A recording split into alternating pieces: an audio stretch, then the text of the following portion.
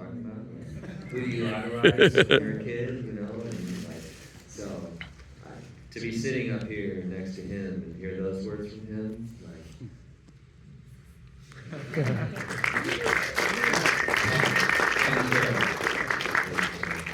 Thanks, Rob. I was thinking about inspiration, you know, when you're watching the movie and you see Dick. You know, Dick was sort of like that first opening scene when he's opening up, he's walking through and he's explaining. We just surfed, you know. That's what we did, and we were just living the moment, just surfing, and that was kind of the inspiration for him. How he's 91 years old, and he's still going, and he influenced the kind of generations in a way. Yeah, and that adventurous mode, it's all in us, you know. I remember that. Did you yourself, Rob, like you got some heritage here, right, in Australia, right? Yeah, I was born here. You were born. Yeah, I was born in Manly Hospital. I hold an Australian passport. I don't sound like I do, but I do. But my parents, my dad, very similar. You know, maybe he was inspired by, that maybe it was just that time of the year. But my dad graduated from high school in 1959. For his graduation present, he wanted to go to Hawaii. So my grandpa bought him a ticket to Hawaii, and that just triggered this travel bug in him. And he went on this around the world journey. His started a little later. It was in about 63. And he drove a car across the United States, got on a boat that went from New York to Europe, went all through Europe and down through the Middle East, and on a boat to Singapore, and ended up in Australia. And he loved the mountains, he loved to surf, and he loved the mountains, and he went down to Perisher, and he became a ski instructor, ski patrol, and that's where he met my mom, and they just loved Australia, and that was in, the late 60s, and they said, well, let's just live here. And that was back when you guys would let anyone come in and live here. Kind of a little more difficult these days, but so yeah, luckily I was born here and lived here for the first 4 or 5 years of my life, and I'm blessed. So thanks for having me in your country. Yeah. On the journey, like this journey, like that we're inspired by, my experience of watching movies when I was a kid. I used to beg. My brother Nick, 2.5 years older than me, more competitive than any other person I ever known. Maybe Kelly, I don't know. But we used to beg for $1.50 to go and see movies at Avalon Cinema, which was the town around the dance in Newport I grew up in. And that was where I got to see Endless Summer for the first time. I was just a little kid, and I was always tripping on Cape St. Francis, and that trim that they had on the way.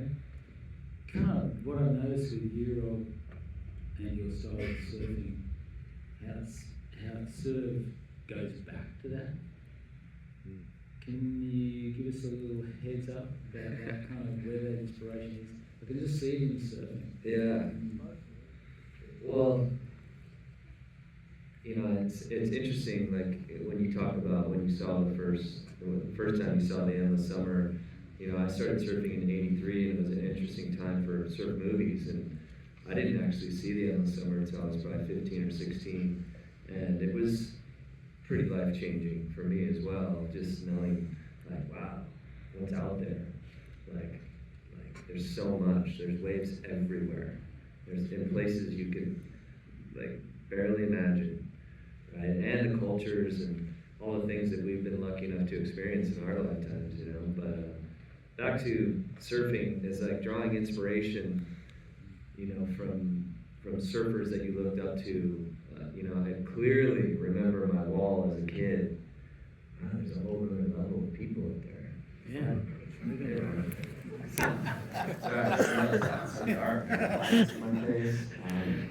But I had all these posters on my wall, one of them being Tom doing a big backside turn, I think at Bells or Winky. And then I had Jerry Lopez, just being Jerry Lopez. I had a photo of Ronnie Burns, it was a water shot pipe. And a lot of these waves I look at and they just scared death out of me. I was just so, like, I was just like, I'll never ride a wave like that. That's impossible. Like, look at me, I'm a skinny little kid, you know? And I don't know, man, I just started, you know, I looked up to Goofy Foots. It was you, it was Aki. I watched Curran in a mirror to make him look like a Goofy Foot, you know, just because he was that good, and maybe because he was American. But I had to, you know, really learn how to surf with my body type. Okay, and it had to be really spot on with technique. I wasn't gonna overpower anything. You know, I weighed 145 pounds, which is about 65 kilos. You know, it wasn't like I'm surfing against Kong, you know, and I'm looking at him, you know, it's like, there should be a different weight class. You know, like, how did that never happen in surfing, you know? Like, we're all so different, but it was just like, I had to be very on point, timing, technique, and just utilizing what I had to, and be light and efficient, but then strong and powerful at times, and I don't know, maybe in the waves that I grew up in, that was, you know, not as powerful of waves. I learned how to be kind of light. I had to learn how to surf bigger waves, right? Well, that experience that I had watching you at Pipeline surfing against Kelly at the home time, 95, Yeah. 96, something. Yeah. You did the high five at the end of the wave, you kind of right at the end, you gave that little Kelly high five, a little moment. I don't know whether anyone knows about that here. Can you remember that? It was a really kind of cool, that relationship between you guys too. Fiery, competitive spirit, but this kind of loose, free thing too at the same time, which I found really tricky because I was just like competitive. Yeah, what And that's would you high five him?